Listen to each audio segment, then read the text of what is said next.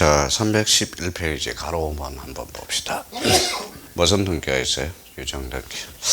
자, 유정등기도 마찬가지예요. 만약에 나왔다 그러면 일단 시나리오가 작성되어 있어야죠. 그러면 자, 유정등기는 이렇게 한번 일단 유정입니다. 자, 유정등기는 일단 요 앞에다 하나 써놔요. 그래서 유정 그러면 일단 요건지를 빨리 찾아봐야 돼요. 자, 포괄유정이라고 써놔요. 자, 포괄유정이 있고 특정유정이 있어요. 그래서 포괄유정과 특정유정 두 종류가 있어요. 대표적으로. 자, 그러면 일단은 포괄유정은 뭐냐? 포괄유정은 요거는 민법 187조로 들어가요. 그래서 특정유정은 186조로 들어갑니다. 그러면 특정유정이 뭐냐? 제가 재산을 뭐요? 자, 여기 건물이 하나가 있고요. 토지가 하나 있어요. 그래서 뭡니까? 제가 자, 요 집은 A한테 주마. 요거는 뭐한테? B한테 주마. 이게 바로 특정 유정이야. 그러면 제가 뭐라고 그랬어요? A한테 주마. 그러면 A가 뭘 해야 돼? 자, 특정의 수익의 의사표시를 요하는 거야. 그러면 이때는 뭐다? 187조가 되죠. 근데 포괄유정은 뭐냐? 내 재산이 요만큼 있는데 요 전부 지분을 나한테 주겠다. 이게 바로 포괄유정이 되는 겁니다. 몇 분의 1만큼만 떼어주겠다. 그러면 일단은 뒷장으로 한번 넘겨봐요. 이 개념이 이해가 안 되면 312페이지 제가 이 분류에다가 적어놨어요. 그럼 특정 유정 뭘까요?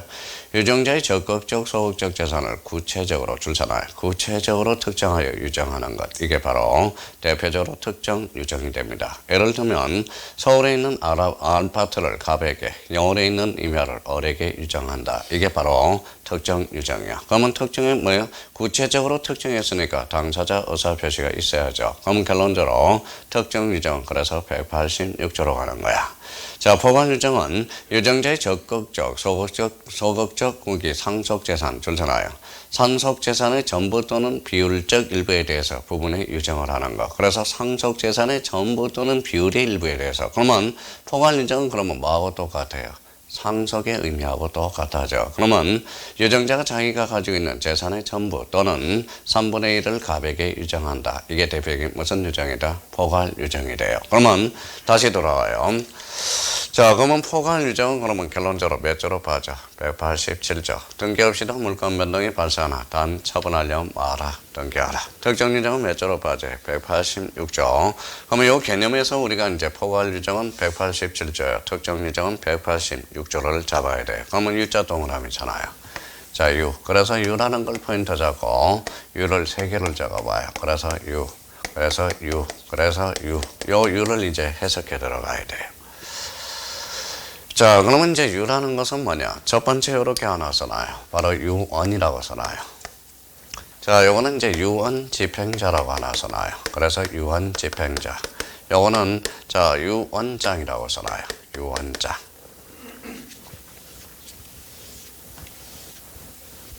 자, 그러면 이게 첫 번째 U1은 뭘 잡기 위해서 그러느냐? 바로 개념을 잡기 위해서 그래요. 그래서 U1으로, U1으로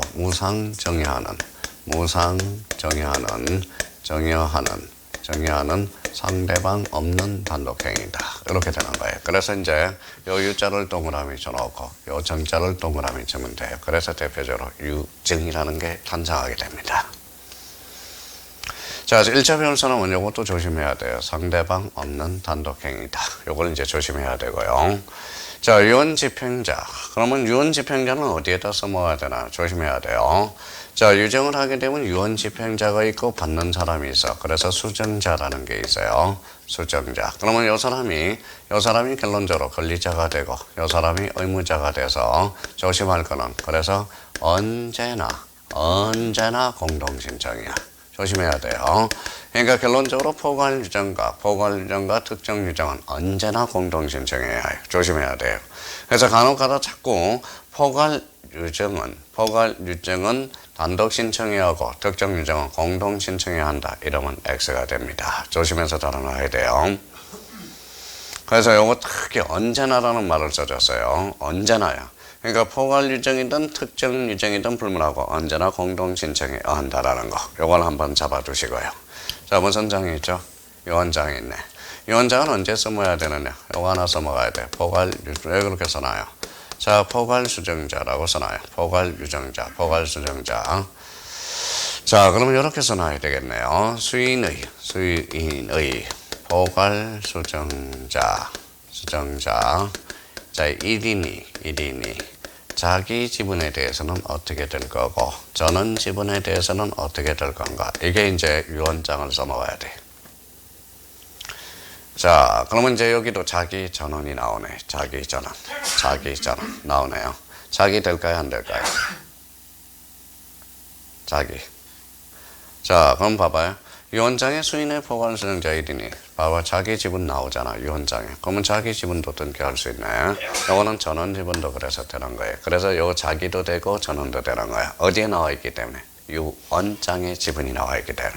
이게 이제 그래서 자기도 되고 전원도 된다. 그래서 이제 우리 유증 등기 문제를 풀 때 바로 이게 바로 우리 시나리오를 작성해 놓은 거예요. 어떻게 문제를 접근할 건지. 그러면 이제 뭡니까? 그러면 나와봐야 뭡니까? 요 정도였죠.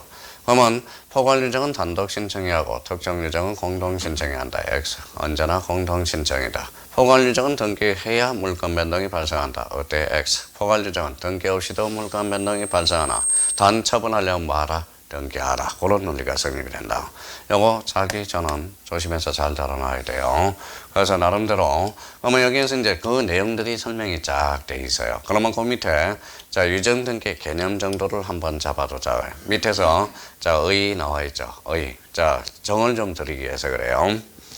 자 밑에서 6번째 유정은 유언회에서 유정자의 사망에 수정자에게 무상으로 재산을 양도하는 상대방 없는 단독행위. 그 정도는 한번 잡아놓고 그래서 이제 리언회 가니까 포괄 유정이든 특정 유정이든 불문하고 맨 밑에 그래서 뒷장을 넘겨봐요. 언제나 공동 신청해야 한다라는 거. 공동 신청 잡아주세요. 그래서 이제 그 정도만 잡아두면 여기서는 큰 문제가 없습니다. 그래서 우리 유정 등기와 관련돼서는 요 세 가지 정면에서 자주 출제되니까 그 정도. 자 오른쪽 313페이지 가봐요. 자 거기 1번에 한번 디귿을 봐봐요. 디귿. 자 수정자가 수인인 경우 포괄 유정인 경우 수정자 전원 동그라미 공동으로 신청하나 각자가 자기 지분만에 대해서도 신청할 수 있다. 그래서 요 A 정도만 맨 위에 그래서 뭐예요? 자 A 정도만 확인해 두면 유정 등기 문제는 나머지는 안 봐도 돼요. 그런데 그렇기 때문에 자 그러면 314페이지를 한번 봅시다. 자 314페이지 6번 가로 6번에 진정명의 회복 등기가 나옵니다. 그래서 진정명의 회복 등기 이것도 우리가 시나리오가 작성이 돼 있어야 돼요. 자 그러면 봐봐요. 그냥 있는 그대로를 너무 어렵게 보지 말고 자 진정명의 회복 등기가 뭔지를 한번 봐봐요. 일단 본질론을 써놓고 보죠. 자 진정명의가 회복된다. 그러면 옆에다 밑에 여백에다 써놔봐요. 맨 밑에 첫 번째 자 진정명의 회복 등기는 계약이 아니다라는 게 입증이 되네. 진정명의가 회복되는 거니까 계약이 X네. 자 자기 집 돌아가네요. 자기 집 돌아가니까 대가성이 없다라는 게 특징이네. 대가성이 없다. 자, 세 번째와 관련돼서는 자, 진정명의 회복 등기는 특이한 게 그래서 등기 원인 일자를 기록하지 않는다라는 게 특징이야. 대법원 전원합의체 판결에서 자, 등기 원인 일자. 자, 네 번째입니다. 네 번째와 관련돼서는 등기 청구권을 잡아놔야 돼. 이때 등기 청구권은 조심해야 돼요. 특히 1차 배울 사람들은 이때 등기 청구권은 물청이냐 채청이냐 바로 물권적 청구권으로서 등기 청구권을 나타내고 있다라는 거예요. 자, 우리 지난주에 물권적 청구권, 등기 청구권으로서 등기 청구권은 두 종류가 있죠. 물청과 채청이 있다라는 말을 들어서요. 그러면 요 네 가지를 적어놓고 이제 설명을 좀 들어봐요. 자, 그러면 진정명의 회복 등기가 뭐냐라는 것만 들어봐봐요. A가 B한테 이전 등기 완료, 정기 완료. 자, 잔금을 치러서 다 끝났어요. 알고 봤더니 요 B라는 사람이 미성년자야. 미성년자는 절대적 취소 사유거든. 미성년자가 취소를 했어요. 그러면 이 등기 자체가 뭐예요? 무효가 되거든. 그럼 결론적으로 말소 등기를 하고 이전 등기를 해가는 이렇게 가야 돼요. 원래는 말소 등기를 하고 이전 등기를 해야 되는데 A가 뭐예요? 뭐라고 답변을 했느냐? 판사님 다이렉트로 등기해 주세요. 다이렉트로. 그랬더니 판사님이 가만히 보니까 인정이 되거든. 그럼 결론적으로 진정명의 회복 등기란 등기원이 무효인 경우 말소 등기를 거치지 않고 다이렉트로 등기해 가는 것. 이게 무슨 등기다? 진정명의 회복 등기예요. 그러면 결론적으로 B하고 A하고 계약을 했어요? 안 했어요? 안 했죠. 그럼 누구 집 돌아갔죠? A 집으로 다시 돌아간 거죠. 대가성이 없다라는 거야. 근데 특징이 뭐냐면 등기원인은 진정명의회복이라고 기재하고 등기원일자는 기록하지 않는다라는 게 특징이에요. 그럼 실소유자는 누구예요? A죠. 자, 등기는 누구로 돼 있죠? B로 돼 있죠. 그러면 일치에 불일치, 불일치 하네. 그러면 진정명의회복 등기에서 소유권 이전 등기 청구권은 바로 등기 청구권은 채청이 아니라 물권적 청구권으로서 등기 청구를 나타내고 있다라는 겁니다. 자, 근데 우리 형님들은 봐봐요. 계약 X라고 해놓고 계약 X를 써먹지를 못하는 거야. 봐봐요. 계약 X죠. 그럼 금융계약서의 대상이 될 수 없다 이 소리야. 계약 X니까 농지취득자격증은 제공할 필요가 없다라는 소리예요. 대가성이 있어요 없어요? 없죠. 고로 토지거래과정은 첨부할 필요가 없다라는 거야. 그러니까 이 본질론을 따져놓고 진정명의회복 등기를 덤벼들어야 된다라는 거예요. 덤벼들어야 된다는 거야. 그럼 진정명의회복 등기 그러면 계약 X고 대가성이었고 등기원일자는 기록되지 않으며 이때 1차 벌선하면 이때 등기 청구권은 채청이 아니라 대표적인 뭐다? 물권적 청구권으로서의 등기 청구권을 나타내고 있다라는 거예요. 자, 그러면 일단 의의부터 주로 한번 짜보죠. 일단 정정 드리려고 그래요.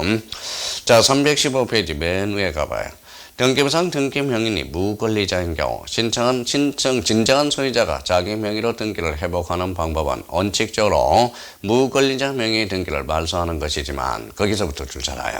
무권리자로부터 직접 소유권 이전 등기 절차를 취하는 것을 진정 명의회복 등기라고 한다. 그래서 결론적으로 말소 등기를 필요 없이 직접 다이렉트로 등기해 가는 거. 이게 바로 뭐예요? 바로 등기, 자, 진정명의회복 등기. 그러면 이번에 진정명의회복을 온유라는 소유권 이전 등기 청구는 진정한 소유자가 그의 소유권에 기해서 행사함으로 읽어요. 물권적 청구권. 조심해 놔야 됩니다. 특히 일자 볼 사람들.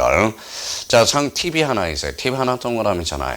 등기원 일자는 기록되지 않는다라는 게 특징이라는 거. 그래서 그 정도만 잡아놔도 나머지는 요 본질론만 잡아도 무난하니까 뭐 크게 문제될 거는 없어요. 그래서 부탁드립니다. 자, 317페이지 제3절 무슨 건이 나와요? 용의건이 이제 나오네. 이제 용의건. 자, 용의건과 관련돼서는 일단 전체적으로 한번 보자고요. 용의건. 자, 봐봐요. 자, 용의건은 세 종류가, 네 종류가 있죠. 용의건은. 그러면 용의건은 일단은 뭐 있어요? 바로 지상권이 있고요. 그 다음에 뭐가 있죠? 자, 지역권이 있고요. 그 다음에 뭐가 있어요? 전세권이 있죠. 그 다음에 뭐가 있어요? 임차권이 있어. 임차권이 있어요. 자, 그러면 여기에서 지상권, 지역권, 전세권, 임차권. 이렇게 이제 의미를. 그러면 얘 용의권들하고 전반적으로 친하지 않는 게 두 개가 있어요. 뭘까요? 지난주에 엄청나게 설명을 했는데. 일단은 용의권에 요게 나오면 X야. 지분이 나오면 X야. 지분에는 설정할 수 없다. 자, 하천 벌성이 하천도 등기 능력이 있어요 없어요? 있죠. 그러면 하천은 설정할 수 있어요 없어요? 안 돼. 그래서 용의권은 하천에 설정할 수 없는 겁니다. 일단 기본적으로 요 두 개는 우리가 잡아줄 필요가 있어요. 그러면 용의권이 나오면 뭐부터 찾아? 일단 하천하고 지분부터 찾는 논점을 둬야 된다는 거예요. 일단 공유 지분에 대해서 전세권 설정 등기가 가능하다. 어때요? X. 이렇게 되는 겁니다. 자, 그러면 지상권, 지역권, 전세권, 그 다음에 임차권. 그러면 이제 하나씩 대표적으로 이런 것들을 정리해 보자고요. 자, 지상권. 이중돼야 안 돼요? 이중지상권 돼야 안 돼요? 안 돼요. 이중지상권은 안 됩니다. 자, 이중지역권은 될까요? 안 될까요? 됩니다. 이중지역권. 자, 그러면 이중전세권은 될까요? 안 될까요? 안 되겠죠. 이중전세권은. 이중임차권 이거는 말 자체가 안 되는 거고요. 이중 자체가 안 되는 거고. 그래서 요거는 이중 안 됩니다. 이중임차권 안 되죠. 말이 안 되는 소리고. 자, 주로 그러면 우리가 이제 주로 용익물건과 관련돼서 많이 출제되는 것은 이중지상권, 그 다음에 이중전세권. 요것도 이제 대표적으로 요 두 개 다시 한번 잡아놓고요. 자, 여기에서 또 하나 잡아둘 거는 전세권하고 친하지 않는 게 있어요. 뭘까요? 뭐라고 써놨죠? 농지. 농지 전세권은 안 됩니다. 농지 전세권. 자, 일단은 전반적으로 이제 판을 이렇게 깔아놓으세요. 깔아놓고, 그러면 이제 지상권, 지역권, 전세권, 임차권, 이렇게 잡아놓고. 근데 나와봐야 주로 어디에서 나올까요? 자, 초점을 얘네들 여러 개에다 맞춰 놓으라고.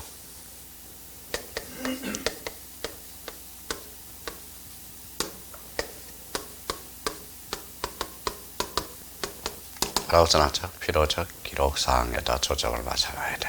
필요적 기록사항. 자, 지상권에 뭐가 필요적 기록사항이고, 지역권에 뭐가 필요적 기록사항이고, 전세권의 필요적 기록사항은 뭐고, 임차권의 필요적 기록사항은 뭔지.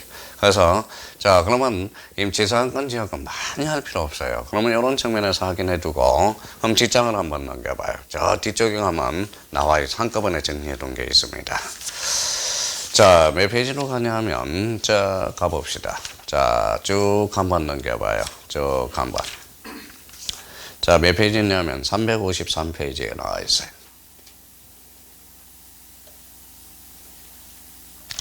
자, 353페이지 뭐가 나와 있죠? 필요적 기록사항이 나와 있어. 자, 353페이지. 자, 그러면 필요적 기록사항으로서 지상권의 필요적 기록사항, 지역권의 필요적 기록사항, 전세권의 필요적 기록사항, 그 다음에 저당권, 건저당, 임차권, 권리질권, 판매 특약 등기를 요게 별표 3개를 해놓고 작년에는 전세권에서 필요적 기록사항이 출제가 됐죠. 자, 그러면 이제 지상권, 목적과 범위 동그라미잖아요. 그래서 목적과 범위는 필요적 기록사항입니다. 자, 존속기간, 기간은 이미 저기 오른쪽 지료 동그라미, 특히 지료는 필요적 기록사항이 아니에요. 이미 출제가 됐고요. 자, 지역권에 있어서 목적과 범위, 요역지 표시 줄잖아요. 요역지 표시, 성역지 표시가 아니라 대표적인 요역지 표시라는 거 잡아놓고요. 자, 전세권에서는 전세금하고 범위야. 여기에서는 목적이 없다라는 걸 잡아둬야 돼. 그 옆에다 목적 X라고 써놓으세요.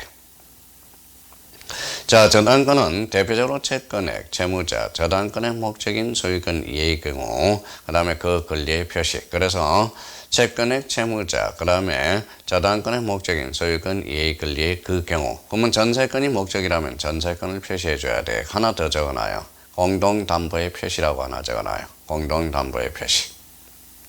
자, 저당권의 필요적 기록사항은 채권액, 채무자.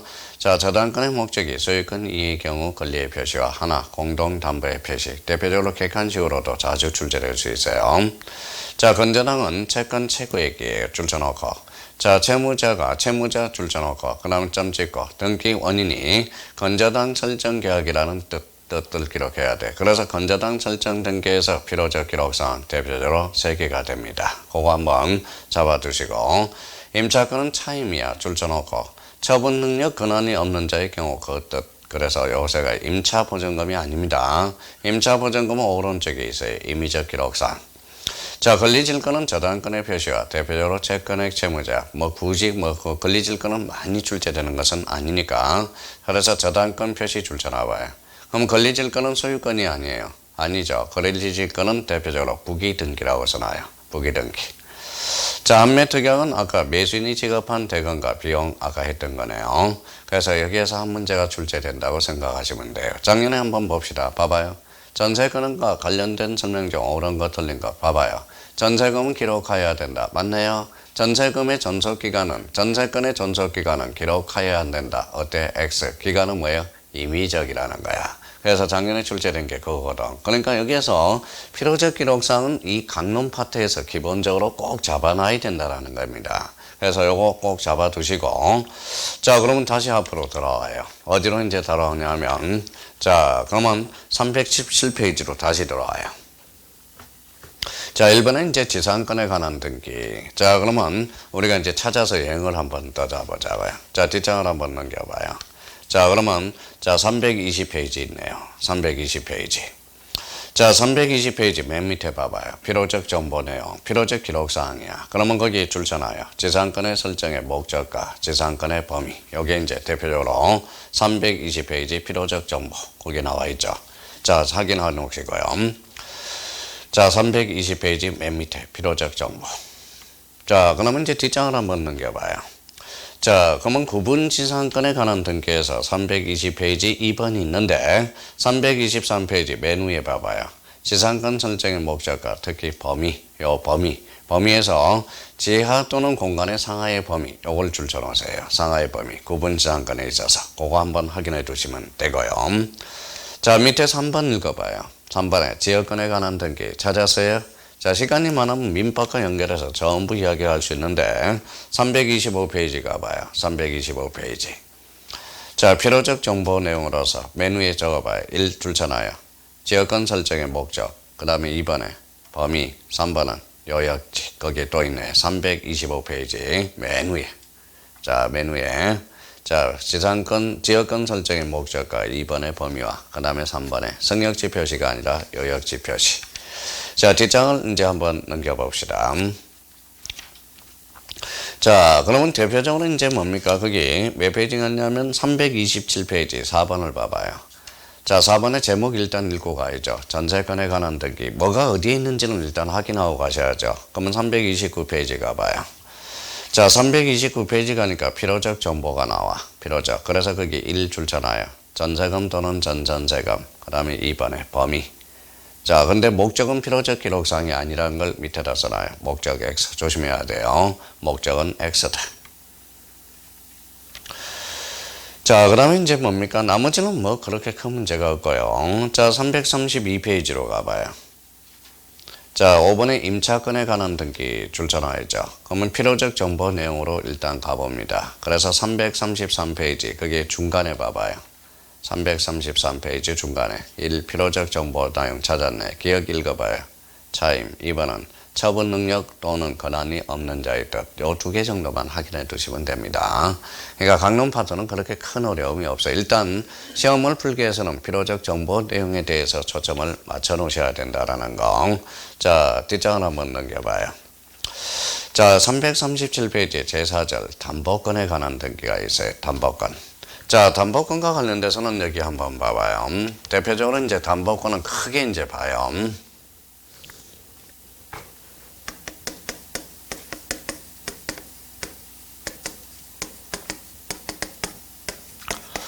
자, 담보권에 관한 등기는 일단 저당권을 한번 써보죠. 저당권. 그래서 저당권입니다. 저당권에서 반드시 알아둘 게 두 개가 있어요. 일단은 저당권은 뭐예요? 자, 점유 X라고 써놔요. 점유 X. 자, 점유 X 그러면 이거는 대표적인 준점유의 대상이 된다라는 거 꼭 기억해 두셔야 돼요. 1차 볼 사람들은 이거 준점유. 자, 저당권과 관련해서 처분 권능이 있기 때문에 대표적으로 얘는 부동산 일부에는 설정할 수가 없다라는 거. 요걸 하나 딱 잡아놔요. 부동산 일부에 설정할 수 없다. 자, 그러면 이제 우리가 이제 요렇게 이제 잡고 그거는 두 번째 건저당이라는 걸 잡아보자. 건저당. 자, 건저당과 관련돼서는 우리가 이제 필요적 기록사항에 초점을 맞춰야 되는데 대표적으로 자, 그건 이제 필요적 기록사항에다 초점을 좀 맞춰놔요. 특히 이제 필요적 기록사항에 초점이 잘 나오는데 필요적 기록사항과 관련돼서는 이미 우리 건저당에 대해서 우리가 봤지만 요 필요적 기록사항에 한번 체크 한번 해보자고요. 그 다음에 이제 공동저당이 있어요. 공동저당. 공동저당은 두 개가 있어요. 요렇게. 자, 창설적 공동저당. 여기 이제 창설적 공동저당. 아까 들었던 게 나오네요. 창설적 공동저당과 그 다음에 대표적으로 추가적 공동저당이 있어요. 추가적 공동저당.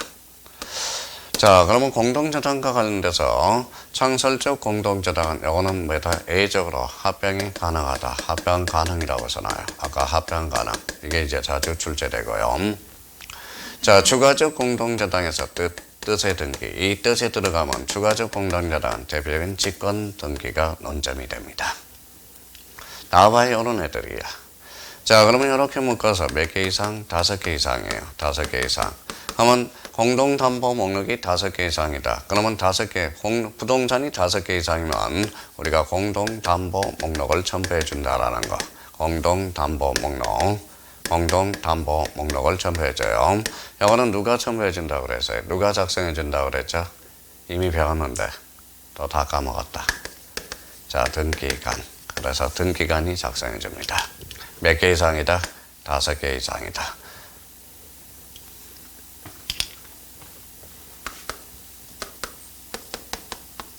권리질권이. 권리질권과 관련돼서는 요거는 주로 출제해봐야 이게 저당권이라는 거예요. 저당권을 대상으로 한다라는 거. 저당권. 자, 그러면 저당권을 대상으로 한다. 그러면 저당권은 소유권이 아니에요? 아니죠. 그러면 저당권은 소유권이 아니라. 그러면 권리질권은 저당권을 대상으로 하기 때문에 그러면 권리질권은 대표적으로 무슨 등기다? 부기 등기로 이루어진다. 그거 하나 잡아놓으면 돼요. 자, 그 다음에 이제 대표적으로 자, 채권 담보권이 있네. 자, 채권 담보권은 대표적으로 이건 특허예요. 특허. 그래서 특허. 저게 지적재산권이야. 지적재산권. 그래서 지적재산권. 자, 지적재산권과 관련돼서 이거는 채권 담보권은 누굴 보호하기 위해서 나오느냐? 이거는 중소기업자를 보호하기 위해서 나온다라는 겁니다.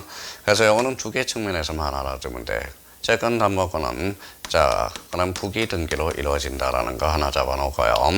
자, 채권 담보권은 또 하나 잡을 거는 뭐냐? 대표적으로 등기함으로써 제3자의 계기는 힘이 생긴다. 그래서 대항력과 관련돼서 연결이 된다라는 거. 일단은 그러면 우리가 이제 여기에서 이제 뭐예요? 여기에서 이제 공동저당, 권리질권, 채권 담보권은 다 끝난 거야. 사실 요거만 잡아놔도 문제 푸는 데는 별 지장이 없어요. 그래서 이제 그러면 저당권과 건저당에 대해서 이게 골칫덩어리예요. 그러면 일단은 공동저당은 요 공동저당과 권리질권과 채권 담보권은 요 세 개로 해서 지금 다 정리가 끝난 거고요. 그러면 저당권과 건저당에 대해서 얘네들을 이제 조심해둬야 된다라는 거야. 그러면 일단은 저당권과 관련돼서 자, 뒷장을 한번 넘겨볼까요? 자, 저당권과 관련돼서는 우리가 제일 골치 아픈 게 뭐예요? 일단은 자, 338페이지 밑에 필요적 정보 줄 한번 그거 가자고. 아까 했던 거 채권액 줄잖아요. 그 다음에 니은의 채무자 줄 거나요. 그 다음에 디귿에 공동담보의 표시 요거 하나 줄 거나요. 공동담보의 표시. 자, 그러면 피담보 책임이 금액을 목적으로 하지 않을 경우 요거는 있는데 뭐 그렇게 큰 문제는 없고요. 자, 그 정도 이제 의미를 잡아두시면 되겠고요. 자, 그 다음에 오른쪽 팁을 가봐요. 팁 몇 개 이상이에요? 5개. 5개 이상인 경우 공동담보 목록을 첨부 정보로 제공해야 된다. 그거 한번 체크해 두시고 자, 뒷장을 한번 쭉 한번 넘겨보십시오. 자, 골칫덩어리가 하나가 있어요. 그래서 342페이지로 갑니다. 자, 비교 정리가 있어요. 비교 정리. 요거는 한번 그 전에 우리가 한번 했던 겁니다. 지난번에 이제 우리가 나갔을 때 요 부분에 대해서 우리가 써 나갔을 거예요. 자, 봐봐요. 요거에 대해서는 한번 정리를 한번 보고 봐봐요. 자, A가 B한테 뭐예요? 1억의 저당권을 설정해놨다. 그래서 저당권을 설정해놨다. 그래서 이 사람 채권자의 채무자예요. 채권자가 되죠. 빨리 이걸 따져야 돼요. 여기 이제 저당권자가 되는 거야. 이 사람은 채무자죠. 채무자가 돼요. 채무자.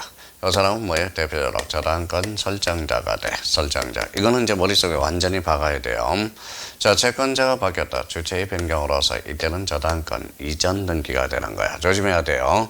이때 등기 원인은 채권 양도가 돼.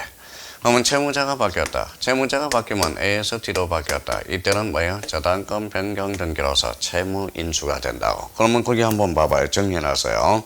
그러면 채권 양도 줄쳐놓고 채권자 변경, 그래서 권리의 주체의 변경, 저당권 이전 등기 줄쳐놓고. 그럼 여기에서 이제 뭐예요? 대표적으로 여기 한번 봅시다. 만약에 A가 B가 C로 바뀌었을 때, 자, C로 바뀌었을 때 권리자는 누구예요? 자, 저당권 이전 등기 권리자는 얘죠. 의무자는 얘가 되는 겁니다. 그럼 거기 한번 보죠. 등기 의무자는 저당권자, 등기 권리자는 저당권 양수인이 되는 거야. 대표적으로 그럼 저당권자 밑에다가 저당권 양도인이라고 써놔요. 이 사람은 저당권자면서 저당권 양도인이 되거든. 양도인. 자, 그러면 여기 이제 밑에 한번 보죠. 이걸 조심해야 돼. 이게 제일 이해를 못해요. 만약에 저당권 변경 등기가 돼서 채무자가 바뀌었죠. 그러면 채무자 줄 서놔봐요. 채무인수, 채무자 변경, 권리의 내용 변경으로 봐서 저당권 변경 등기야. 근데 여기에서 봐봐요. 권리자가 누군지 헷갈려요. 봐봐요. 요 그러면 A, B의 관계에서 요 D입니다. 잘 봐봐요. 누가 권리자일 것 같아요? 요 변경 등기에 대해서 아쉬운 사람은 누굴까요? 얘거든. 얘거든. 그러면 얘가 여기에 대해서 변경 등기를 해줘야 돼. 그러면 얘가 권리자가 돼요. 의무자는 누굴까요? 자, B하고 계약 당사자는 A죠. 그래서 얘가 의무자가 된다는 거야. 그게 진짜 근데 사람 괴롭히는 거예요. 그럼 한번 볼까요? 등기 의무자는 읽어봐요. 저당권 설정자고 줄 서나요. 그러면 등기 권리자는 누가 된다? 저당권자가 되는 거야. 야, 이게 권리자 문제 따지는 문제에서 가장 헷갈리는 문제입니다. 그래서 이게 돌아버려. 자, 그러면 우리 저당권 등기에서 뭐다 끽소리 못하려면 요 비교 정리를 뭐다 장난을 친다고. 특히 요거에 대해서 요걸 의미를 좀 잡아둘 필요가 있다라는 거. 그래서 요걸 뭐다 반드시 정리해 둘 필요가 있다고. 자, 그래서 이제 요걸 하나 딱 체크해 놓고 나머지는 여기 앉아 있는 분들은 전부 우리가 읽어서 해석해 나갈 수가 있어요. 요거 조심해서 다뤄놔야 됩니다.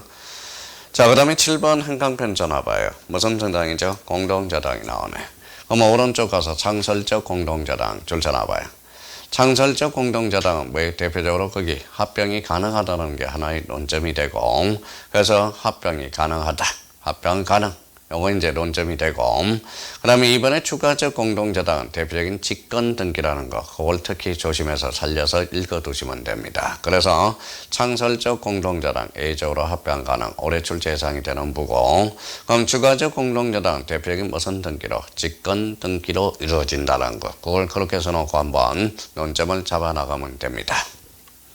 자, 나머지는 뭐 그렇게 큰 문제가 없어요. 그렇게 해서. 자, 그러면 자, 그 다음에 바로 8번 봐봐요. 공동저당의 대의등기, 요게 신설이 됐어. 그래서 바로 8번, 공동저당의 대의등기. 요거는 뭐예요? 공동저당에도 대의등기가 가능하다. 그거 조심해야 돼. 자, 요거는 어디에서 나오는 거냐? 자, 그러면 우리가 민법에서 자, 공동저당에 대해서 경매가 들어갔을 때, 거기 옆에다 하나 써놔봐요. 자, 공동저당에서 경매가 들어가면 두 개가 있어요. 자, 무슨 배당이 있어요? 동시배당이 있어. 동시배당과 이시배당이거든. 이시배당이거든. 자, 그러면 경매대가에 안분해서, 요거는 배당을 받아가는 거죠. 근데 이시배당은 선순위가 먼저 가면 후순위가 뭐 하게 돼 있어요? 대의하게 돼 있죠. 요 대의를 실무상 처리해 준 게 공동저당의 대의등기라는 거야. 이거는 우리가 민법에서 동시배당과 이시배당에서, 이시배당은 선순위가 받아가면 후순위가 뭐다? 선순위권자를 뭐 하게 되죠? 대의하게 되죠. 그래서 요게 대의를 실무상 처리해 준 게 바로 공동저당의 대의등기라는 거야. 그래서 공동저당의 대의등기가 가능하다, 출제된다면 그 정도 한번 잡아두시면 되고요. 그러면 공동저당의 대의등기는 그러면 출제되면 선생님 어떤 게 출제 예상이 됩니까? 그래서 맨 밑에 가봐요. 등기 실행으로서 동그라미 1번 거기서 부기등기 줄쳐놓으라고. 아, 그렇구나. 그러면 이제 만약에 출제된다면 공동저당에 있어서 대의등기가 불가능하다, 이렇게도 출제될 수 있고요. 그러면 공동저당은 대의등기는 주등기냐 부기등기냐 두 가지 관점에서 우리가 출제될 수 있으니까 두 가지 측면에서 우리가 좀 잡아두시면 돼요. 요거는 이제 나머지는 이제 민법에서 동시배당과 이시배당의 관계에서 찬성하는 게 바로 그겁니다. 자, 가로 후반 건자당 줄쳐놔봐요. 건자당. 자, 건자당은 작년에 제일 어렵게 출제됐어요. 사실 따지고 보면. 그거는 이제 작년에 출제됐으니까 올해는 출제 가능성 거진 떨어졌고요. 그러면 이제 건자당은 어디에다 초점을 맞춰라. 뒷장을 한번 넘겨봐요. 바로 신청 정보로 가봐요. 신청 정보. 자, 346페이지 필요적 정보입니다. 그럼 다시 한번 줄쳐놔봐요. 바로 채무자, 채권 최고액, 건자당이라는 뜻. 이때 채권 제국은 특히 1번으로 가봐요. 동그라미 1번. 채권 제국은 반드시 단일하게 기록하여 제공해야 되고, 건자당의 채권자 채무자가 수인일지라도 각 채권자 채무자별로 채권액을 구분하여 기록한다. 이러면 틀려요. 각각 구분하여 기록할 수는 없어요. 그럼 결론적으로 이게 무슨 말이냐? 만약에 채권 제국에서 자, ABC가 채무자라고 생각해봐요. 그럼 채권 제국을 임의적으로 한번 해볼게요. 자, A 5천, B 5천, C 5천 이렇게 기록할 수는 없다는 거야. 합쳐봐요. 매덕 1억 5천. 그래서 항상 구분해서 기록하는 게 아니라 무슨 기록이다? 단일 기록이라는 거. 그럼 올해 만약에 자, 건자당에서 출제된다면 1번에 채권 최고액 요게 한번 출제될 수가 있고요. 그 다음에 세 사람이죠. 근데 연대 채무자라 하더라도 연대 채무자로 표시하지 않는 게 2번이 있어요. 한번 볼까요?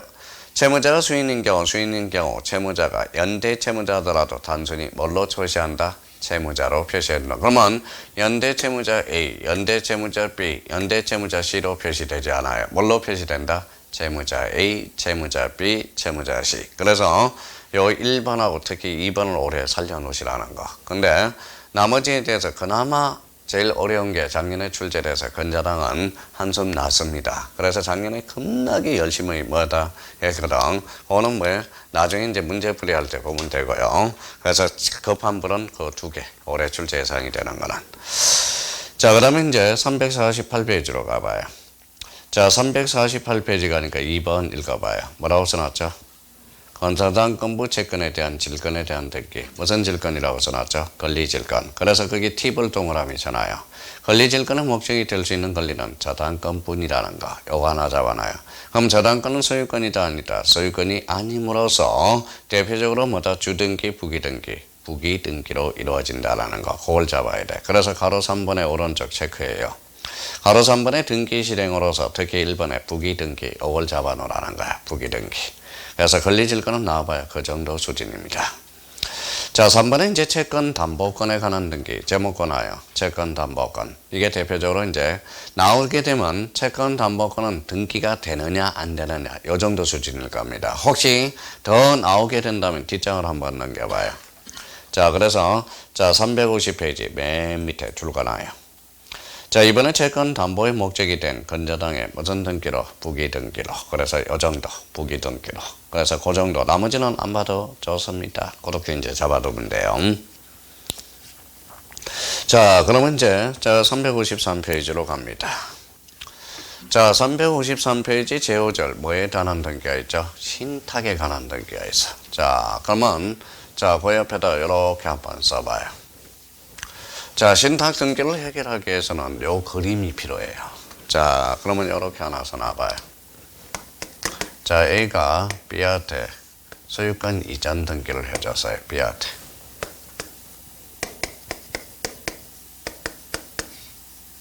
이전. 자, 그러고 나서 A가 B한테 하나 더 써줬어요. 한매특약 등기하고 그림이 다르네요. 자, 그러면 봐봐요. 하살표가 있겠어요. 하살이 있겠어요.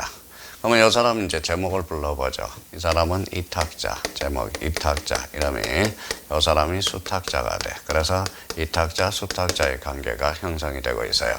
근데 하살이 누구한테 다 날라갔어요? B한테. 그래서 얘가 권리자가 돼. 등기 권리자. 얘가 대표적으로 의무자가 됩니다. 자, 하나 찾아냈네요.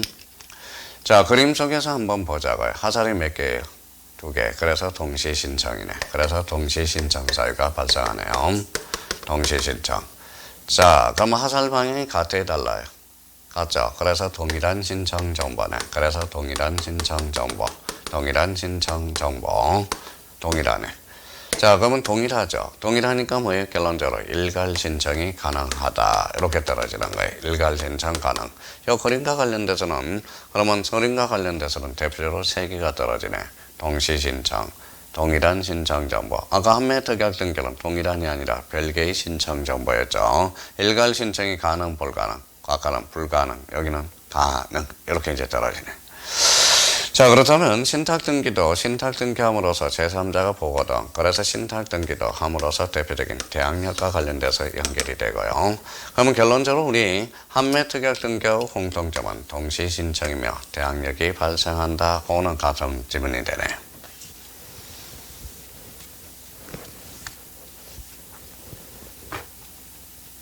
자, 그렇다면 이제 여기에서 우리 한번 보죠. 본질론. 자, 첫 번째. 하살이 그러면 여기에다 하나 더 써놔야 되겠네요. 수탁자가 이제 하살이 2개가 있으니까 이렇게 하나 써놔요. 대내적 관계와 대외적 관계의 소유권자는 대내적 소유권자는 바로 수탁자가 된다라는 거. 대내적, 대외적. 전리품은 B가 다 맞았기 때문에. 자, 그러면 이제 요 그림, 신탁 등기 하나 나온 다음에 요 그림을 판을 딱 박아놓고 첫 번째, 자, 본질론을 따집니다. 그래서 주된 계약이야. 그래서 주된 계약. 자, 신탁 계약은 이제 주된 계약이고요. 그 다음에 두 번째, 신탁 맡겼죠. 그래서 대가성이 없어요. 대가성이 없다. 그러면 세 번째는 수인의 신탁 재산이에요. 수인의 신탁 재산. 자, 수인의 신탁 재산은 결론적으로 공유가 아니라 뭐예요? 대표적으로 합유가 됩니다. 합유 관계에 있어요. 그래서 합유라는 의미가 탄생하게 돼. 그래서 그러면 여기 봐봐요. 주된 계약에서 논점이 2개가 나와. 4개가 나와. 4개가 나온다니까. 주된 계약에 나오면. 자, 읽어봐요. 무슨 등기? 주. 그래서 주등기로 이루어져요. 주. 자, 주된 계약이니까 요거는 가등기 대상이 된다라는 거예요. 자, 계약이니까 거민의 대상이 되고 농지 취득자격증의 대상이 된다라는 거예요. 아, 주된 계약에서 논점이 4개가 나온다는구나. 그러면 자, 신탁 등기는 주된 계약 등기, 주등기고 가등기 대상이며 거민의 대상이며 농지 취득의 자격의 대상이다. 자, 대가성이 있어요, 없어요? 없죠. 그래서 결론적으로 토지 거래 과정은 첨부할 필요가 없다라는 결론이 떨어져요. 그래서 토지 거래 과정 X가 떨어집니다. 왜? 대가성이 없기 때문에. 자, 토지 거래 과정은 항상 머릿속에 대가성을 기억해 달라고 그랬어요. 그래서 대가성. 자, 작년, 재작년에 민법에서 요게 나왔네. 수인의 신탁재산은 공유관계에 있다. 어때? X. 그래서 신탁재산은 뭐예요? 하뷰라는 거야. 하뷰. 그래서 자, 그러면 이제 우리 신탁 등기는 모든 게 다 끝났다라는 거예요. 그래서 우리 신탁 등기는 요걸 딱 옆에서 그림을 놓고 자기가 문제에 이제 접근해 들어온다요. 그러면 자, 요 그림을 잘 생각해야 돼요. 그러면 A, B가 하살이 두 방이다. 동시 신청이며 하살 방이 같으니까 동일한 신청 정보고, 그러면 동일하니까 일괄 신청이 가능하고. 신탁 등기 보여요, 안 보여요? 안 보이죠? 자, 보이네요. 신탁 등기가 되어 있거나 제3자의 계기는 힘, 무슨 역이다? 대항력이다. 그럼 B가 뭡니까? B한테 하살이 다 날라가서요. 그래서 대내적, 대적 관계의 소유권자는 뭐가 된다? 바로 수탁자. 선생님, 이게 뭐 그렇게 중요합니까? 중요하죠. 봐봐요. 이런 문제를 풀어지기 위해서 지금 어미업을 한 거예요. 봐봐요. 자, 여기가 봐봐요. 여기가 건보라고 여기가 건보라야. 몇 필지예요? 2필지죠. 근데 건보라가 배종기한테 신탁 계약을 해줘서 신탁 등기를 해줘서 그럼 대내적 대적 관계의 소유권자는 누구죠? 배종이가 되죠. 그러면 봐봐요. 신탁 등기 후 2필지를 합병할 수 있다. 어때? X. 소유자가 다르니까 합병이 불가능하거든. 그러니까 이런 걸 써먹기 위해서 지금 뭡니까? 완전히 머릿속에 지금 그러니까 신탁 등기 후 합필 등기는 불가능하다라는 거야. 한번 봐봐요. 신탁 등기 후, 그럼 봐봐요. 신탁 등기 후 수탁자를 상대로 가압류 등기할 수 있다. 어때요? X죠. 신탁 등기 후 가압류 하면 얘네요. 수탁자를 상대로 해야 되겠네. 왜? 대내적, 대적 관계의 소유권자는 누가 되니까? 수탁자가 되니까. 그럼 봐봐요. 신탁 등기 후에 이 탁자를 상대로 가압류 등기할 수 있다. 어때요? X가 되는 거야. 그러니까 요 그림이 대내적, 대적 관계의 소유권자는 누가 된다? 바로 수탁자가 된다라는 걸 기억해 둘 필요가 있어요. 그러니까 요게 여러 각도에서 써먹는다. 그럼 선생님, 자, 이거 한번 지워놓고 딴 거 한번 써먹어 볼까요? 봐봐요. 자, 이제 봐봐요. 이제 여기 우리 이제 민법으로 한번 가볼까요? A가 B한테 바로 명의를 신탁했어요. 이게 명의신탁이거든. 명의신탁은 뭡니까? 명의신탁이죠. 그러면 이 사람이 뭐가 돼? 신탁자가 되고, 이 사람은 수탁자가 돼. 수탁자가 돼. 그렇죠? 그럼 결론적으로 대내적 관계는 대외적 관계의 소유권자는 얘가 돼. 얘가 돼. 대내적 관계는 명의신탁하는 얘가 대내적 관계에서 소유권자거든. 이게 뭐야? 완전 다르죠? 그러면 명의신탁의 신탁과 신탁 등기의 신탁은 의미가 다르다는 거예요. 이거는 신탁법상이고 이거는 부동산 실권리자 명의 등기에 관한 법률이거든. 그럼 결론적으로 이 신탁법은 그러면 명의신탁에서 적용이 제외된다는 논리가 성립하게 되는 겁니다. 그러니까 명의신탁의 신탁하고 신탁 등기의 신탁은 의미가 다르다는 거예요. 의미가. 이거는 무슨 법이에요? 신탁법. 요거는 명의신탁의 신탁을 나타내는 겁니다. 그래서 간혹가다 신탁법은 명의신탁에 적용 제외. 그래서 이렇게 나오는 거야. 그러니까 신탁법하고 명의신탁의 의미는 완전 다르긴 해요. 여기는 봐봐요. 명의신탁은 대내적 관계의 소유권자는 신탁자가 되고 대외적 관계의 소유권자는 누가 돼요? 수탁자가 되거든. 근데 B가 그 기하로 제3자한테 팔아서 제3자는 결론적으로 선의 악이 불문하고 소유권을 취득하게 되죠. 이게 바로 명의신탁의 본질론이 되거든. 이 의미가. 그래서 이런 의미를 우리가 자꾸 치고 들어가야 돼요. 그래서 신탁 등기 나오면 이 그림을 생각하면서 그 페이지를 읽어 나가야 됩니다. 자, 그래서 이제 뭐 그렇게 큰 어려움도 없어요. 그러면 이제 신탁 등기와 관련돼서 우리가 이제 꼭 확인해 줄 거 몇 개 점검 한번 해봅시다. 일단 자, 의의를 한번 보죠. 의의. 자, 354페이지 맨 위에. 자, 신탁 설정자, 이탁자의 신탁을 인수하는 자, 수탁자의 특별한 신인관계에 기해서 이탁자가 특정의 재산권을 수탁자에 이전하거나 기타의 처분을 하고 수탁자는 헐금 일정한 자, 수익자의 이익을 위해서 또는 특정의 목적을 위해서 그 재산권을 관리 처분하게 하는 법률관계가 대표적인 바로 신탁 등기의 기본 이론이 되고요. 그래서 이제 신탁법과 민법의 어떤 기본 효력이 거기에서 우리가 설명을 해놨고요. 가로 3번에 이제 성질을 가봐요. 성질에서 특히 4번을, 성질에서 제일 조심할 거는 거기 5번을 조심해야 돼. 공동신탁의 합유성. 요거 조심해야 돼요. 그래서 자주 출제돼요. 신탁재산은 대표적으로 뭐다? 합의라는 걸 의미해놓고 6번 줄쳐놓으세요. 6번은 대항요건지 등기를 나타내고 있다. 그 정도만 좀 이번 달 고세에 잡아두면 뭐 큰 문제가 없어요. 자, 그러면 이제 뒷장을 한번 넘겨봅시다. 쭉 한번 넘겨봐요. 몇 페이지로 가냐면 바로 358페이지 바로 제6절 가등기. 가등기는 별표 5개 넣으세요. 가등기는 무조건 출제되는 겁니다. 가등기는 자, 가등기와 관련돼서는 일단 요거는 요 정도만 한번 요번 달 고세에 잡아줘요. 자, 가등기는 이미 여러 번 봤고, 자, 대표적으로 가등기 옆에다 하나 써놔봐요. 기본적으로 가등기는 무조건 출제가 됩니다. 별표가 5개가 되고요. 자, 가등기는 순위 버전이야. 그래서 순위 버전. 또 나오네. 맨날 했던 순위 버전. 그래서 순위 버전. 가등기는 뭡니까? 가등기, 처분이 가능하다. 그래서 처분호. 이렇게 되는 거죠. 처분이 가능하다. 가등기는 이제 물권적 효력을 장차 발생시키기 위해서. 그래서 장차 발생이라는 의미를 우리가 잡아둬야 돼. 일단 기본적으로 가등기는 순위 버전 처분할 수 있고 물권적 효력을 장차 발생 이렇게 이제 잖아요. 근데 가등기가 왜 복잡한지 아세요? 자, 가등기. 자, 가등기라는 걸 한 번 더 써봐요. 가등기라는 정점으로 해서 가등기는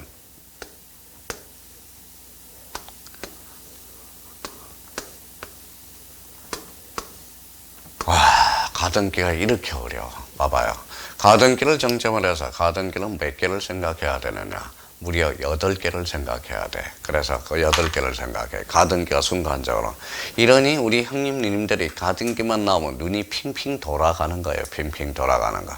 자, 그러면 오늘은 가등기는 순위 버전, 처분 가능, 물권적 효력을 장차 발생. 그리고 가등기 8개를 조사를 해보자. 가등기를 정점으로 해서 뭐가 나오는지. 자, 첫 번째 적어봐요. 이제 가등기가 나왔다. 그러면 가등기는 이거부터 확인해야 됐어요. 그래서 소유권이냐, 소유권 이해 권리냐를 점검해놔야 돼. 소유권 이해 권리. 가등기 앞에 소유권이 붙었는지, 소유권 이해 권리가 붙었는지를 첫 번째 점검하라. 이게 포인트가 돼. 자, 그러면 가등기는 결론적으로 가구에도 기록할 수 있고 얼구에도 기록할 수 있다라는. 그러면 가등기는 가구에 기록한다. X가 되네. 소유권일지 소유권 이해 권리일지를 모르거든. 그러니까 가등기는 돌아버립니다. 가등기는 한마디로. 또 하나는 봐요. 여기 한번 써요. 번등기입니다. 번등기라고 한 번 더 써요. 여기도 번등기라고 한 번 더 써요. 번등기. 번등기 밑에 주라고 써요. 번등기 밑에 부기등기라고 써요. 부기등기. 자, 그러면 결론적으로 번등기가 주등기면 가등기도 주등기거든. 자, 번등기가 부기등기면 가등기도 부기등기거든. 그러면 가등기는 주등기가 한다. 어때? X. 가등기 앞에 번등기가 뭔지를 점검하라. 이게 또 포인트가 돼. 얼마나 가등기가 복잡한지 아세요? 그래서 우리 형님님들이 가등기만 나오면 어찌할 바를 뭐하라 하는 겁니다. 그러면 가등기를 정점으로 해서 번등기가 뭔지를 점검해야 놔야 되고, 또 이제 봐봐요. 여기는 가등기시냐, 가등기시냐, 가등기에 의한 번등기시냐, 요걸 또 체크해야 돼. 가등기시냐, 가등기한 번등기시냐를 조심해 놔야 돼요. 번등기시. 얼마나 복잡합니까? 얼마나 복잡해요. 자, 그러면 또 하나 여기 한번 봅시다. 가등기는 뭐다? 일반 가등기인지 담보 가등기를 또 확인하면서 문제를 풀어나가야 돼요. 일반 가등기냐, 담보 가등기냐. 그러면 일반 가등기하고 담보 가등기의 대표적인 차이는 뭐냐? 일반 가등기는 순위 버전이야. 그래서 순위 버전적 효력이 있다라는 말을 써주게 돼요. 순위 버전적 효력이 있다. 자, 담보 가등기는 담보 틱 치면, 담보를 틱 치면 틱 나와야 돼. 경매 청구권이라는 게 나와야 돼. 담보 가등기는 그러면 경매 청구권이 하나 발생하네요. 그러면 결론적으로 실체법상 효력. 여기 이제 경매 청구를 받아서 우선 변제를 받겠다. 그래서 우선 변제적 효력이 발생한다라는 말이 이제 탄생하게 돼요. 우선 변제적 효력. 자, 그러면 우선 변제적 효력으로서 우선 변제적 효력은 결론적으로 실체법상 효력이 돼. 그래서 실체법상 효력 이렇게 이제 탄생하게 되고요. 그러면 이게 바로 뭐다? 실체법은. 그래서 민법이야. 그래서 민법. 그래서 우리 담보가등기는 그래서 민사특별법에서 배우게 되는 이유가 그래서 그러고 민사특별법에서 뭐라고 배워요? 가담법이라고 배우게 된다고. 가담법. 그럼 봐봐. 일반 가등기는 순위 버전적으로 써요. 가구 얼구입니다. 요거는 가구에도 기록하고 얼구에도 기록하고.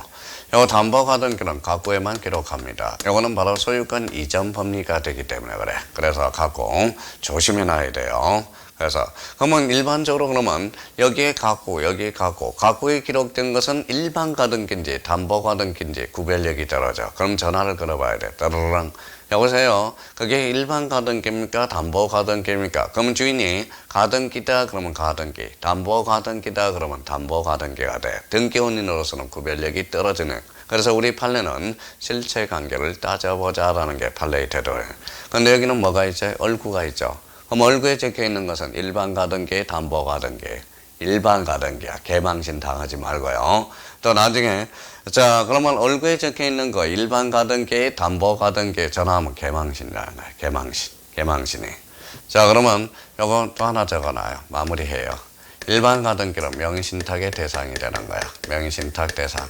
근데 우리 담보 가등기는 명의신탁의 대상이 될 수 없다라는 거예요. 명의신탁에서 적용 제외되거든. 적용 X라는 거예요. 그럼 명의신탁이 왜 적용되지 않느냐?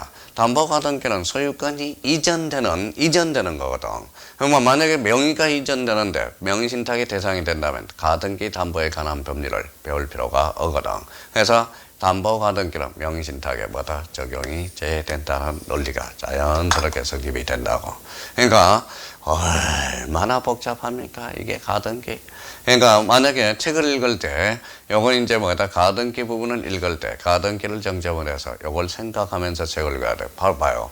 이 짧은 순간에 뭐다 가등기 문제를 푼다고 생각해봐요. 얼마나 우리 형님들이 어려워하겠어요. 그런 측면에서. 그래서 의미를 하나 잡아두시고 자 외워졌는지 요 밑에다 하나 써놔볼래요? 자 우리 돌서 지난주에 어떤 보설 이변 처소라고 한번 써봐요. 이미 배웠습니다. 자 그건 6단계야. 읽어봐요. 보전, 설정, 이전, 변경, 처분에 제한 소멸해서 가등기가 안 되는 것은 보전하고 처분에 제한은 가등기가 안 됩니다. 항상 조심해서 봐야 돼요. 그래서 우리 보설, 이변, 처소에서 그러면 소유권 보전 등기는 가등기 대상이 아니요. 처분 제한의 가등기는 뭐다? 가등기 대상이 아니라는 거 조심해야 돼요. 그럼 봐봐요. 그러면 이제 얼마나 이제 힘들어지는 거 봐봐요. 자, 그러면 오늘은 또 책을 읽을 때 세 개를 우리가 한번 봅시다. 자, 그러면 이제 봐봐요. 요걸 써먹을 수 있는지 한번 봐봐요. 자, 그러면 봐봐요.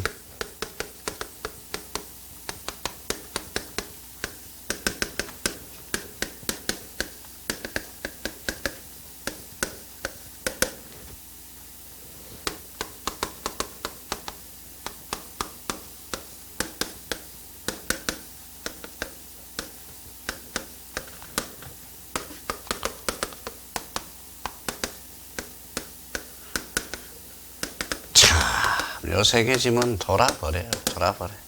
자, 그러면 가등기에 의한 처분 제한 등기, 가등기에 기한 처분 제한 등기, 가등기에 대한 처분 제한 등기. 자, 한번 봅시다. 자, 예술이에요, 예술. 그러면 차이점은 뭐예요? 읽어봐요. 어한, 기한, 대한입니다. 그렇죠? 그러면 이거는 뭐냐? 그럼 가만히 한번 생각해봐요. 뭐라고 그랬죠? 애의한이잖아, 애의한. 그러면 가등기에 의한 처분 제한. 그러면 가등기를 가지고 처분 제한 등기한다. 이건 안 된다라는 거잖아. 그렇죠? 그러면 가등기 기한. 가등기 기한 처분은 이 말로 가등기를 가지고 처분 제한은 할 수가 없어요. 각하사유가 되네. 그러면 가등기에 대한은 뭐냐? 이거는 가등기 상의 처분 제한이거든. 아, 이거는 가능하네. 그래서 지난주에 우리 가등기 상의 가등기는 가능, 불가능, 가능. 이 첫 글자에 따라서 한자에 따라서 이게 돌아요. 그러니까 이게 처분 제한 등기는 안 된다니까. 처분 제한은 가등기는 뭐라는 게 단지 순위 보전이라니까. 그러니까 우리 형님들은 이런 것도 구분을 못하면서 책을 읽어 나갈 수는 없다라는 거예요. 그래서 가등기에 의한, 가등기에 기한, 가등기에 대한, 이거는 뭐다 대표적으로 이 두 개는 안 된다라는 거야. 가등기를 가지고 처분 제한은 할 수 없다라는 거야. 가등기는 단지 무슨 버전이다? 순위 버전이기 때문에. 이거는 뭐냐면 가등기 대안이잖아요. 그럼 봐봐요. A가 이미 B한테 가등기를 해놨어요. 이렇게 가등기를 A가 B집에다 가등기를 해놨어. 근데 C라는 사람이 이 C라는 사람이 B한테 돈 받을 권리가 있나 봐. 돈 받을 권리가 있나 봐요. 그래서 뒷조사해 봤더니 B가 A집에다 가등기를 해놓는 거야. 그럼 C는 가등기 속에 가등기를 걸어줄 수 있는 거예요. 이게 가등기 상의 가등기거든. 이게 바로 뭐예요? 읽어봐요.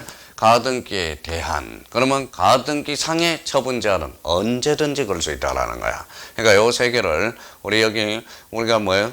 충분히 우리가 정리가 될 수 있어요. 그래서 요걸 잘 잡으라고. 애허한, 애기한, 애대한이 의미가 뭔지. 그래서 요 가등기에 의한은 뭐다? 가등기를 가지고 처분 제한을 걷는다는 소리고. 이것도 마찬가지죠. 가등기 기한으로 가등기를 가지고 처분 제한은 걸을 수가 없어요. 이거는 뭐다? 가등기에 대한이야. 그러니까 이거는 뭐다? 결론적으로 가등기 상의 처분 제한이라는 거거든. 그래서 아마 우리 제일 뭐다 이해를 못하는 게 요 세 가지를 이해를 못하는 경우가 많습니다. 그래서 가등기는 이렇게 이제 우물을 파줬으니까 자기가 뭐다 가등기를 한번 척척척 읽어 나가야 돼. 그러면 가등기 문제를 풀 때 요로의 하나의 뭐다 플랜이 제시되고 가등기를 자기가 어떻게 읽어 나가야 될 건가 계획표를 잡아서 우리가 잡아둘 필요가 있다라는 거. 나머지에 대해서는 한번 잡아보죠. 일단 의의부터 한번 봐봐요. 가등기는 부동산 등기법상 등기할 수 있는 소유, 지상, 지역, 전세, 저당권, 권리질권, 채권, 담보권, 임차권의 설정 동그라미 쳐놔봐요. 설정, 이전 동그라미, 변경 동그라미, 소멸 동그라미. 청구권의 보전을 할 때 그 청구권이 시기부, 정지 조건부의 경우나 그 밖에 장래 확정되신 경우도 같다. 그래서 아까 뭐라고 그랬어요? 읽어봐요. 여기 읽어봐요. 설정, 이전, 변경, 소멸 나오죠. 뭐는 없어요. 보전하고 처분의 제한이 없다라는 거. 아, 그게 보전하고 처분 제한을 밀어 집어넣는다고. 그래서 그걸 확인해 줄 필요가 있습니다. 자, 나머지는 내버려 두시고요. 자, 뒷장을 한번 넘겨봅시다.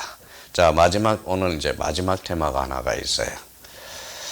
자, 쭉 한번 넘기면 바로 368페이지 제7절 바로 처분 제한 등기. 요거 별표 3개 놓으세요. 자, 처분 제한 등기와 관련돼서는 이미 한번 오늘은 뭡니까? 살을 좀 더 붙여서 오늘 이제 한번 잡아보자고요. 자, 처분 제한 등기 이미 오늘부로 5번째 보는 거예요. 처분 제한 등기. 자, 이제 요것만 하면 오늘 끝나니까 조금만 참아요. 자, 처분 제한 등기입니다. 자, 그러면 처분 제한 등기 그러면 대표적으로 뭡니까? 여기 항상 지난번에도 이야기했듯이 써요. 자, 처분 제한 등기는 특약으로 정할 수 없어. 특약 X. 자, 계약으로 정할 수도 없어요. 계약 X. 자, 처분 제한 등기는 대표적으로 법률 규정이 있어야 돼. 법률 규정. 그래서 법률 규정이 가능해야 돼. 그래서 처분 제한 등기는 특약 X, 계약 X, 법률 규정. 자, 처분 제한 등기. 그러면 처분 제한 등기는 대표적으로 2개가 있어요. 우리가 배웠던 가압류 등기가 있고요. 대표적으로 가처분 등기가 있다라는 거야. 가처분, 가압류. 가압류는 뭐예요? 오늘부로 벌써 뭐예요? 검전. 피보등 권리가 검전입니다. 가처분 등기는 뭐예요? 검전 이해의 권리가 돼요. 검전 이해의 권리. 그렇게 연결이 되고요. 자, 가압류 가처분은 대표적으로 뭡니까? 가압류 가처분은 법원이죠. 법원은 관공서죠. 대표적인 촉탁 등기가 돼. 촉탁 등기. 자, 그러면 가압류 가처분은 소유권이라면 오는 가구에 기록돼요. 소유권 이해 권리라면 얼구에 기록되고요. 만약에 소유권이라면 소유권에 처분 제한이 들어가면 가압류 가처분 들어가면 주등기금. 소유권 이해 처분에 들어가면 부기 등기가 돼. 그러면 소유권에 대한 처분 제한 등기 주, 전세권에 대한 처분 제한 등기 부기 등기가 돼. 자, 그러면 자, 부동산 일부에 대해서는 안 됩니다. 부동산 일부에 대해서는 안 된다. 자, 나머지는 다 된다. 권리의 전부, 부동산 전부, 권리의 전부, 권리의 일부 됩니다. 자, 근데 이제 부동산 일부는 X가 되고요. 그러니까 요 부동산 일부에 설정할 수 없으니까 요거는 합병이 불가능하다는 소리가 결론적으로 나와요. 그러면 가압류된 토지와 가압류되지 않은 토지는 합병이 가능하다. 이러면 틀린다라는 겁니다. 자, 그러면 자, 하나 더 해볼까요?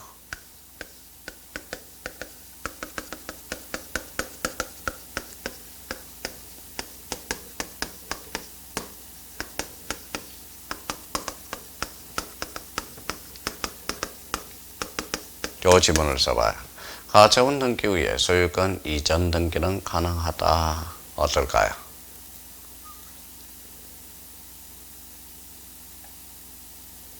자, 그러면 여기 한번 잘라볼까요?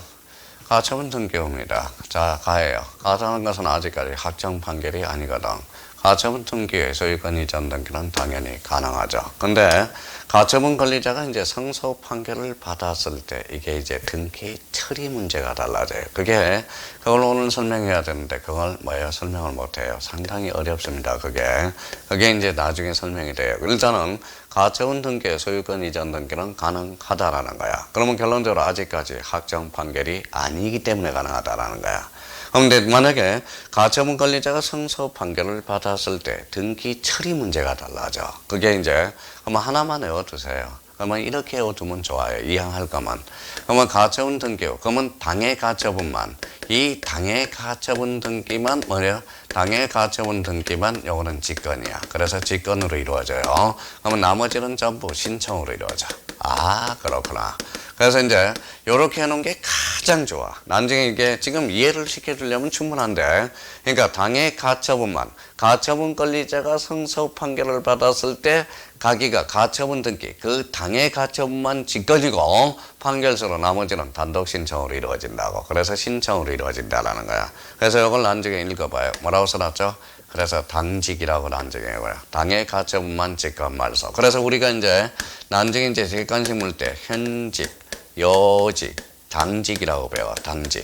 그래서 판매권 행사에서는 직권 말소, 행직. 요역지는 직권 말소, 요직. 당해 가처분은 당직. 그래서 당직. 그래서 요거 행직, 요직, 당직 해가지고 나중에 객관식 풀이할 때 써먹어줘야 되는 겁니다. 그러니까 이걸 속전속결로 해결하면 아주 좋아요. 나중에 판매권 행사에서는 행직, 그 다음에 우리 승역지는 신청이고 요역지는 직권. 이해했죠? 그래서 요직. 당해 가처분은 뭐다? 당직이 돼. 그래서 나중에 당해 가처분 나왔는지를 이제 물어본다고. 그러면 당해 가처분만 직권이고 나머지는 전부 단독 신청으로 처리가 돼. 근데 법상으로 자연스럽게 해결해 줬어요. 과거에는 어떨 때는 촉탁이요, 어떨 때는 신청이요, 복잡했었는데 법이 개정돼가지고 단순하게 처리해 줬어. 그러니까 당해 가처분만 직권이고 나머지는 신청이다라고 생각하면 돼. 일단 그러면 가처분 등기 후에 소유권 이전 등기는 가능하다. 근데 여기에서 아쉽게 요걸 설명을 이해를 시켜줘야 되는데 그래도 이해를 해봐야 써먹지를 못해요. 그래서 당직, 나머지는 신청. 자, 하나만 더 해요. 이제 자, 하나만 더 하고는 이제 마무리 한번 해봅시다. 이제 자, 여기 봐봐요. 뭐라고 써놨죠? 만남이 있어. 우리의 만남은 필연이에요, 우연이에요. 이제 둘 중에 하나가 있겠죠. 자, 만남은 우연적 만남이 있고요. 그 다음에 결론적으로 필연적 만남이 있어. 요 필연적 만남이 있어요. 선생님, 우연적 만남, 이게 뭐가 중요합니까? 중요하죠. 우리가 우연적 만남이 이게 바로 공유거든. 필연적 만남이 이게 합유 재산이 되거든. 합유라는 겁니다. 그래서 그러면 필연적 만남이라는 것은 합유. 그러면 필연적으로 만나기 위해서는 목적 의식이 있어야 돼. 그러면 자, 어떤 세 사람이 자, 식당 체제를 목적으로, 그러면 이거는 재산이 합유가 되는 거야. 합유가 되는 거예요. 그러면 우연적 만남이 뭐라고요? 합유가 돼요. 우연적 만남이 뭐라고요? 공유. 자, 필연적 만남이 뭐예요? 합유가 돼. 그러면 이제 결론 나왔죠? 자, 그럼 무슨 이야기를 하고 싶으냐? 우연적 만남, 공유 지분은 끈끈하지 않아. 그러니까 지분의 탄력성이 있어. 지분이 막 나눠진다라는 거예요. 그러면 합유 지분은 어때요? 지분의 탄력성이 있다라는 거야. 지분의 비탄력적이라는 거야. 그러면 이 지분은 나눠지지 않는 거예요. 그래서 합유 등기할 때 지분은 따로 표시할 필요가 없어. 합의라는 뜻만 등기해주면 되는 거예요. 그렇잖아요. 합의는 필연적 목적으로 지분이 나눠지질 않는다니까. 그러면 여기에서 이제 봐봐요. 그러면 이제 뭘 이야기하고 싶으냐? 자, 그러면 봐봐요. 어떤 이야기를 하고 싶은지 봐봐요. 자, 그러면 가처분 등기를 밀어붙여 보죠. 자, 가처분 등기를 한번 밀어붙여 볼게요. 공유지분은 어때? 탄력적이야? 비탄력적이야? 탄력적. 그러면 수시고 들어간다는 거야. 그래서 공유지분에 관한 가처분 등기는 가능하다라는 거야.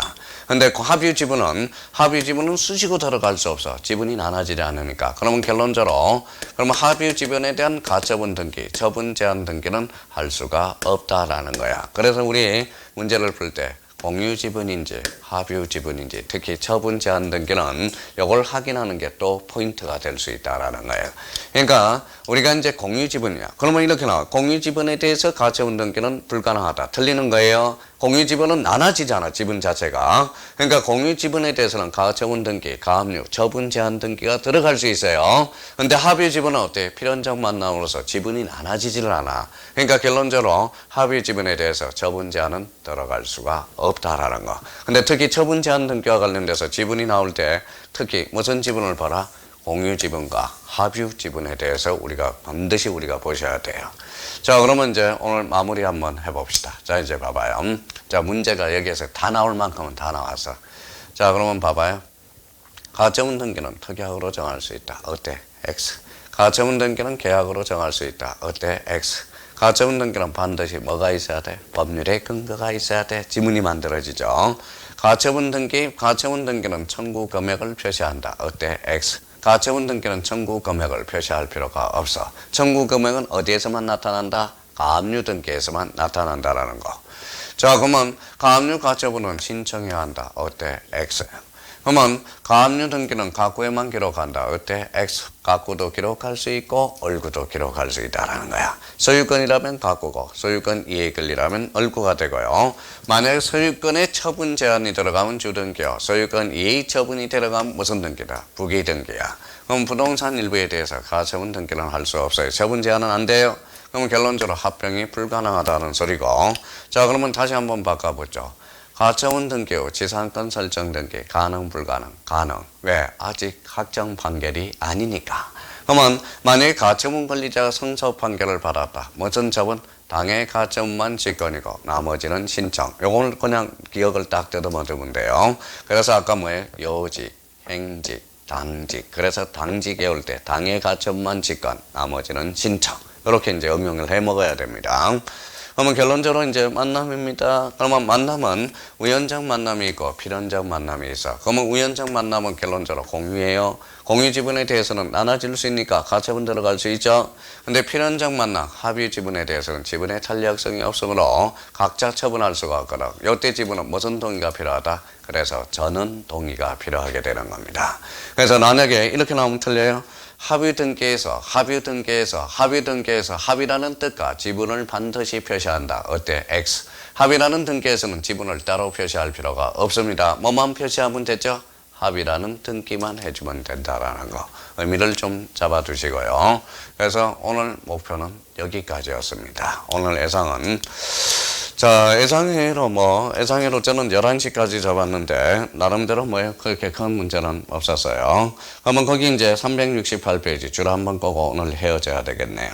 자, 처분 제한이란 소유권 기타 권리자에게 가지는 일정한 처분 권능을 제한하는 것을 말하며, 이러한 처분 제한은 반드시 법률에 근거하거나 규정되어 있는 경우만 할 수 있고, 당사자 간의 계약에 의한 처분 제한 등기는 인정하지 않는다. 대표적으로 경매에 관한 등기 이런 것도 있지만 대표적으로 가압류 가처분 등기 요게 자주 출제되니까요.